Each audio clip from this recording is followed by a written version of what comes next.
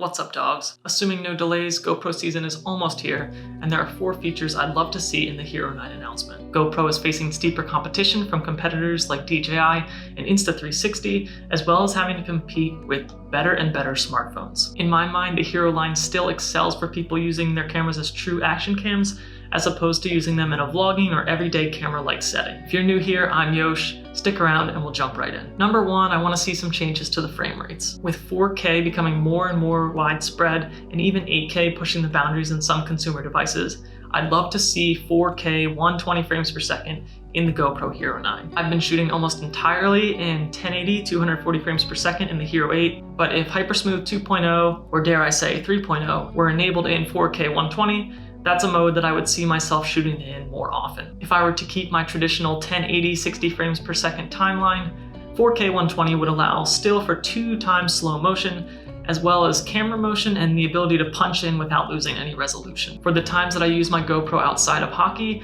this mode would also work as a great B-cam for working in 4K slow motion. 4K 120 was optimistically rumored to happen last year, so I'm really hoping that it makes the cut this year for the Hero9. Also rumored for last year was 1080p 480 frames per second. This would definitely be a frame rate for those using the GoPro as an action cam. Again, if this mode has some sort of hypersmooth stabilization enabled, it will allow for dramatic speed ramping going from 60 frames per second all the way down to 480. This would be great for clips when you're right on top of the action. For example, if I'm in the crease watching the puck bounce along the goal line. I assume a frame rate like this is pretty useless for vloggers, but I hope it makes the cut anyway. Number 2, stabilization improvements. GoPro's cropped in 10% to achieve their hypersmooth and hypersmooth high stabilization settings. This is admittedly a greedy hope, but I'd love to see them achieve that same stabilization more efficiently with a crop that punches in slightly less. Or maybe even achieve that same stabilization with a field of view that's slightly wider than the wide angle, but not quite as wide as the super view that exists today. Ultimately, I just want to miss less of the action around the edges of the camera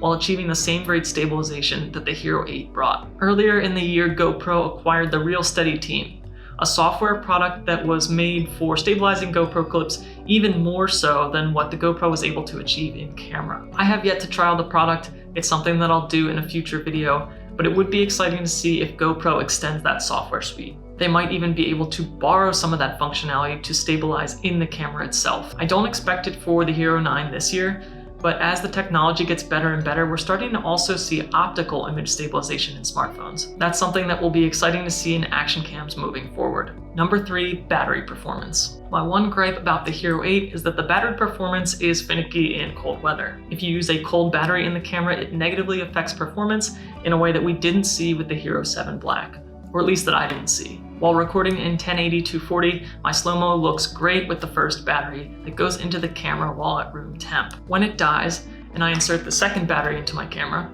the battery that's been chilling on the cold bench, stabilization and the frame rate seems to be affected in a way that doesn't allow me to slow the clip down in post. If I try to slow it down any more than 60 frames per second, it becomes unusably choppy. The Hero 8 was more demanding of the batteries, prompting the switch to the newer style. I just hope that the Hero9 is a little less buggy and utilizing what I hope to be the same blue battery. And number 4, the back screen. Finally, although it's been rumored that the front screen on the Hero9 will become larger to keep pace with DJI, I'm more interested in improvements to the back screen. This physical feature on the GoPros has remained about the same for a long time, and it's overdue for an update. I'd love to see a more responsive edge-to-edge bezel-less display here. I don't think we're going to see a lot of other drastic hardware changes, and frankly, I was a fan of the slight hardware tweaks that were made between the 7 and the 8. We ditched the plastic cage on the 7 in favor of the mounting fingers on the 8, and I appreciated a lighter design, especially when using this camera on the helmet mount. If all GoPro does for the Hero9 is sneak in that back screen update, then I'd be a happy camper. If you're looking to pick up a used GoPro as we get closer to the Hero9 release date,